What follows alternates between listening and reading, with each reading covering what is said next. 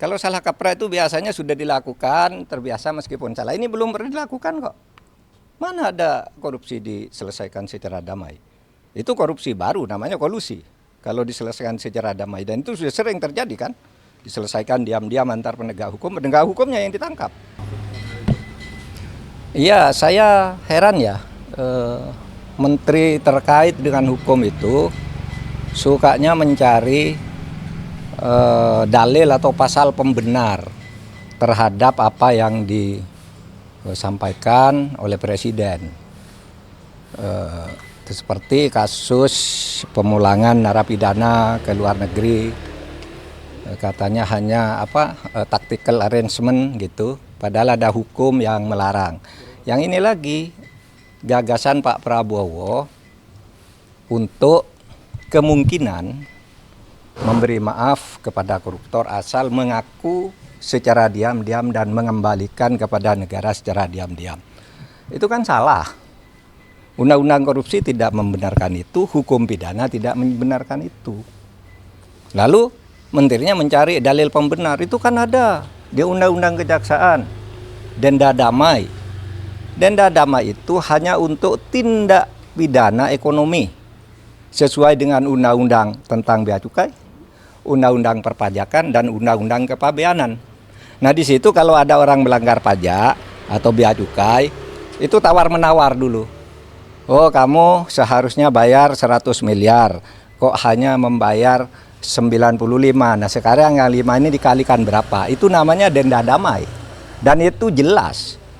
Ada mekanismenya, yaitu dibuat oleh instansi terkait, dalam hal ini Kementerian Keuangan, lalu minta izin ke Kejaksaan Agung.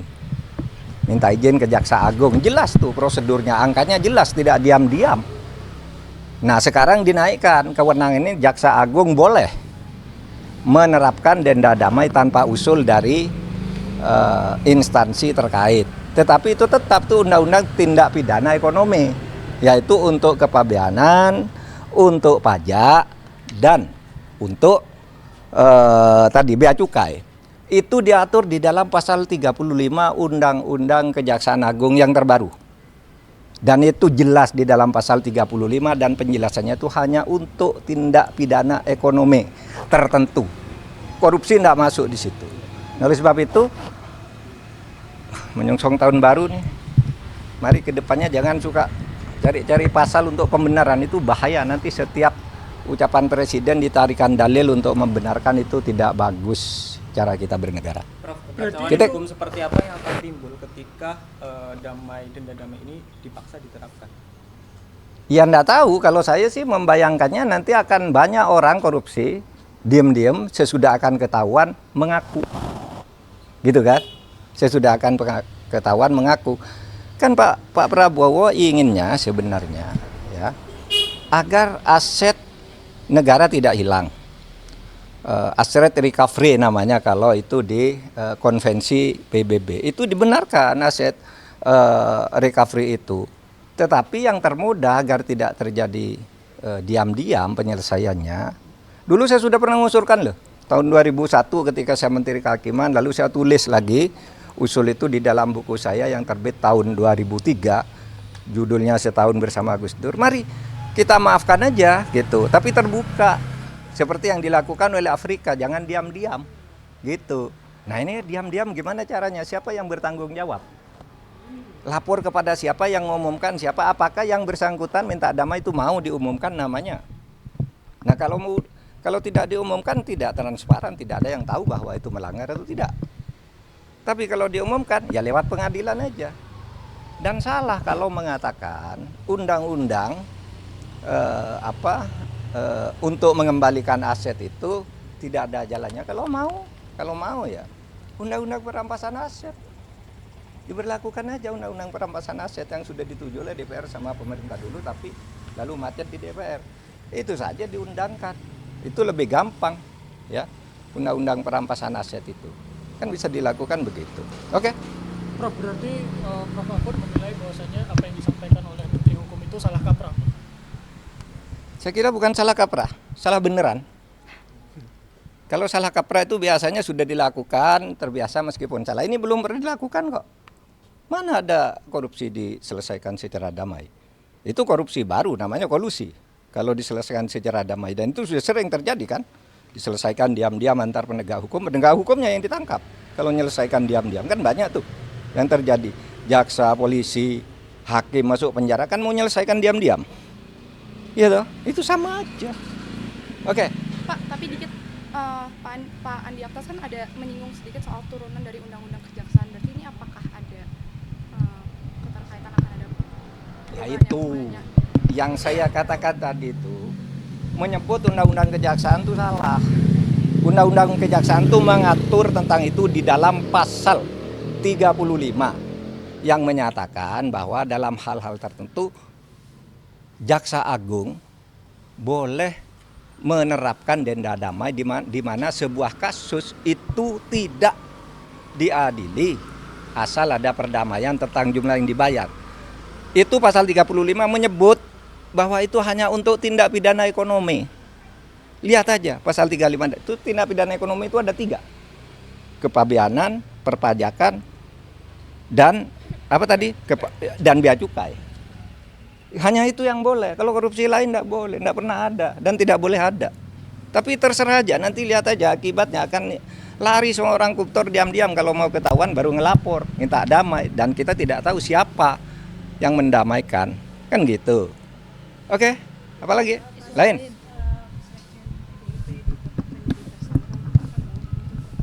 baru sekarang setelah 4 tahun gitu, mungkin Bapak ada pandangan terkait itu Pak?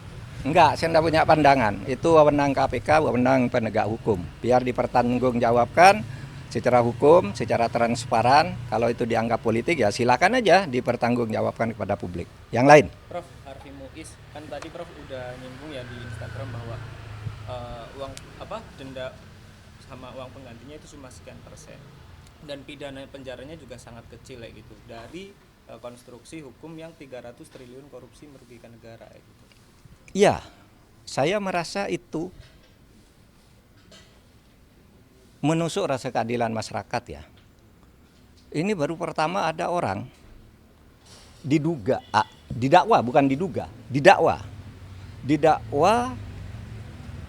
melakukan tindak pidana korupsi dan tindak pidana pencucian uang sebesar 300 triliun. 300 triliun. Lalu tuntutannya hanya 12 tahun. Dengan uang yang tadi 300 triliun itu dikembalikan hanya 210 miliar. Ditambah denda 1 miliar. Itu sungguh menusuk rasa keadilan. Karena apa? 6,5 tahun itu kok kecil sekali bagi orang yang menggarung kekayaan negara. 300 triliun hanya diambil 210. Lalu ada yang mengatakan, Pak itu 300 itu kan potensi, bukan potensi. Itu sudah disampaikan bahwa itu kerugian keuangan negara, bukan kerugian perekonomian negara. Kalau kerugian perekonomian negara itu potensi. Termasuk gaji, termasuk apa gitu yang diduga merugikan perekonomian. Ini uang negara menurut Jampitsus Febri Diansah. Resmi pada waktu itu malah menyebut ini bukan kerugian ekonomi negara tapi keuangan negara. Artinya uang konkret yang dicuri dari negara. Sesudah dihitung lagi jadi 300 triliun. Hanya dikabulkan perampasannya 210 ditambah denda 1 miliar berarti 211. Ini sungguh tidak adil. Coba Anda ambil contoh Beni Cokro. Hukumannya seumur hidup, asetnya dirampas ratusan miliar oleh Kejaksaan Agung. Henry Surya semula dibebaskan di pengadilan negeri. Kita tidak terima, langsung kasasi atau dituntut lagi dari kasus lain. Naik, ya. Si Henry Surya ini semula bebas, kita langsung ke kasasi menjadi 18 tahun penjara. Hartanya juga diambil. Sudah disita oleh kepolisian lebih dulu. Atau Surya Darmadi itu divonis hitungan kerugian nih ekonomi nih, yang ekonomi nih bahkan Hitungan ekonomi negara rugi 39 triliun. Dituntut oleh jaksa 39 triliun dengan denda 2 miliar sehingga menjadi 41 triliun. Dikabulkan oleh pengadilan negeri. Tetapi naik banding tetap kena 2 triliun. Hanya uang kecil loh, kena 2 triliun. Ini 300 triliun kena hanya 250 miliar. 250 miliar dari 300 triliun itu berapa? 0,007%. 0,007%. Nggak sampai separuh. Nggak sampai setengah persen. Anda bayangkan itu. Nah, oleh sebab itu, menurut saya, kejaksaan nampaknya kurang konsisten juga. Mengapa menyebut dakwaan 30, kok kemudian tuntutannya 250? Kan terlalu jauh, meskipun sudah dihitung ulang oleh pengadilan, terlalu jauh itu. Oh, berarti kalau dari 350 jadi ini berarti seluruh dakwaannya itu agak hoax, gitu ya, agak tidak tepat. Nah itu supaya diingat bahwa kita mau mengembalikan aset sekaligus memberikan hukuman yang setimpal.